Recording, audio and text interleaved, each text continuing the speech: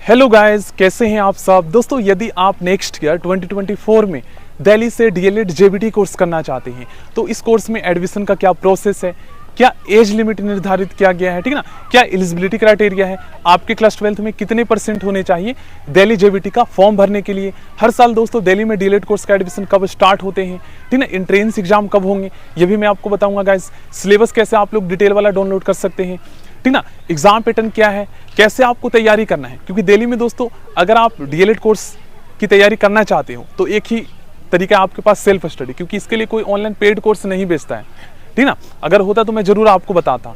तो mostly student जो है डीएलएड एंट्रेंस एग्जाम की तैयारी सेल्फ स्टडी करके ही क्लियर करते हैं, ठीक ना। तो मैं आपको बताता हूँ स्टार्टिंग से। देखिए गाइस, हर साल दिल्ली में क्या है ना, डीएलएड का जो फॉर्म है ये दोस्तों सीबीएसई क्लास 12 के रिजल्ट के साथ ही स्टार्ट होता है हर साल। अगर हम 2023 की बात करें तो 2023 में दोस्तों लगभग 12 मई के आसपास जो है सीबीएसई क्लास 12 का रिजल्ट आ गया था और 12 मई से ही जो है दिल्ली में डीएलएड का एडमिशन स्टार्ट हो गया था, ठीक है। लगभग आपको 15 से 20 दिन का टाइम दिया जाता है। तो मैं आपको इन्फॉर्म कर दूंगा, आप लोग चैनल को सब्सक्राइब कर लीजिएगा, ठीक है ना। बाकी SCERT दिल्ली एडमिशन ये ऑफिशियल वेबसाइट है, वहां पर जाकर आप लोग जो है चेक भी कर सकते हैं, ठीक ना। अब मैं आपको बताता हूं दोस्तों एंट्रेंस एग्जाम कब होंगे। तो नेक्स्ट ईयर की अगर हम बात करें 2024 की, तो वही आप लगा लो, सीबीएसई क्लास 12 का रिजल्ट जैसे ही आता है वैसे ही फॉर्म स्टार्ट हो जाएगा और एंट्रेंस एग्जाम जो है आपका जून या जुलाई में हो सकते हैं। मई में अगर आपका रिजल्ट आता है तो मई में फॉर्म जो है स्टार्ट हो जाएंगे दिल्ली डीएलएड का। अब मैं आपको बताता हूं दोस्तों एग्जाम पैटर्न क्या है। तो देखिए दिल्ली डीएलएड के एंट्रेंस एग्जाम में दोस्तों टोटल जो है ना 150 क्वेश्चन पूछे जाते हैं। अब 150 क्वेश्चन पूछे जाते हैं जिसमें से दोस्तों 30 क्वेश्चन साइंस के आते हैं, जिसमें आपके वही लगा लो 10 क्वेश्चन फिजिक्स, 10 क्वेश्चन बायोलॉजी से पूछे जाते हैं और 10 क्वेश्चन केमिस्ट्री से पूछे जाते हैं। और सोशल साइंस में दोस्तों ज्योग्राफी से 10 क्वेश्चन, हिस्ट्री से 10 क्वेश्चन और पॉलिटिकल साइंस से 10 क्वेश्चन आते हैं। और अगर हम दोस्तों रीजनिंग की बात करें तो रीजनिंग में दोस्तों टोटल 30 क्वेश्चन आते हैं, जिसमें से 15 क्वेश्चन टीचिंग एप्टीट्यूड से आते हैं और 15 क्वेश्चन दोस्तों लॉजिकल एंड एनालिटिकल रीजनिंग से आते हैं, ठीक ना, जो कि क्लास 10th लेवल के ही होते हैं। अब दोस्तों 10 क्वेश्चन कंप्यूटर के, 10 क्वेश्चन मैथ के, 10 क्वेश्चन दोस्तों इकोनॉमी से पूछे जाते हैं, 10 क्वेश्चन इंग्लिश से और 10 क्वेश्चन हिंदी से पूछे जाते हैं। तो SCERT दिल्ली एडमिशन यहाँ पर जाकर आप लोग डिटेल वाला सिलेबस डाउनलोड कर सकते हैं इंग्लिश में, और हिंदी वाला जो सिलेबस है ना वो और भी ज़्यादा डिटेल में है। तो वो मैं मेरे पास है, मैं आपके साथ शेयर कर दूंगा। तो आपको क्या करना है ना, तैयारी के लिए आप क्या कीजिए, सबसे पहले आप सिलेबस का प्रिंट आउट निकाल लीजिए और उसमें जो टॉपिक दिए गए ना, देखिए SCERT ने ये कहा है कि जो हम क्वेश्चन पूछेंगे डीएलएड के एंट्रेंस एग्जाम में वो क्लास 10th लेवल का होगा। मतलब ये कह सकते हो आप लोग कि क्लास 6 से लेकर या फिर 5 से लेकर 10 तक के जो है ना NCERT बुक से कहीं से भी आपके क्वेश्चन पूछे जा सकते हैं। तो आपको क्या करना है ना, पहले तो आप सिलेबस के अकॉर्डिंग जो है जो टॉपिक दिया गया है उन सभी टॉपिक को कवर कीजिए, पहले उसको कंप्लीट कीजिए, उसके बाद में आप क्वेश्चंस कीजिए, ठीक ना। उन सभी टॉपिक को आप पहले डिटेल में पढ़िए, फिर उनके MCQ क्वेश्चंस कीजिए।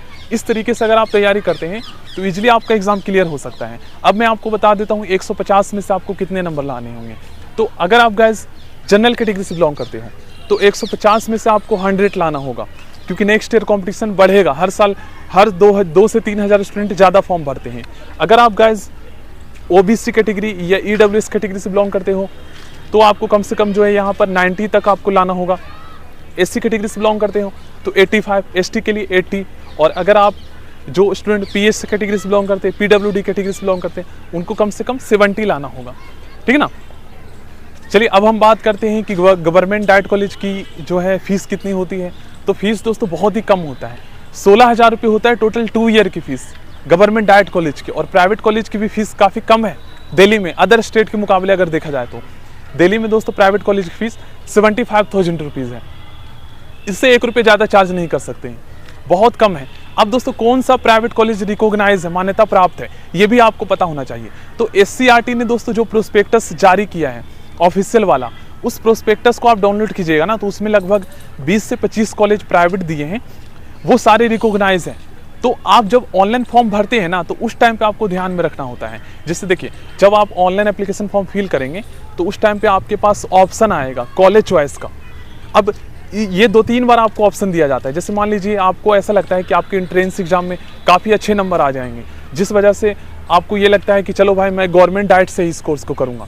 प्राइवेट कोर्स जैसे जो स्टूडेंट होते हैं, कुछ स्टूडेंट गवर्नमेंट प्राइवेट कॉलेज से नहीं करना चाहते, गवर्नमेंट से ओनली करना चाहते हैं। तो ऐसे में दोस्तों मान लीजिए उसके एंट्रेंस एग्जाम में कम नंबर आते हैं, फिर बाद में उनके मन में आता है कि यार मैं प्राइवेट से कोर्स को कर लेता, मैं अपना टाइम वेस्ट नहीं करना चाहता हूँ क्योंकि मेरे इतने नंबर तो आए नहीं एंट्रेंस एग्जाम में, अब मैं क्या करूँ। तो आपको जो है ना, जब आप फॉर्म भरेंगे तो उस टाइम पे आपको प्राइवेट कॉलेज का भी ऑप्शन सिलेक्ट करना है।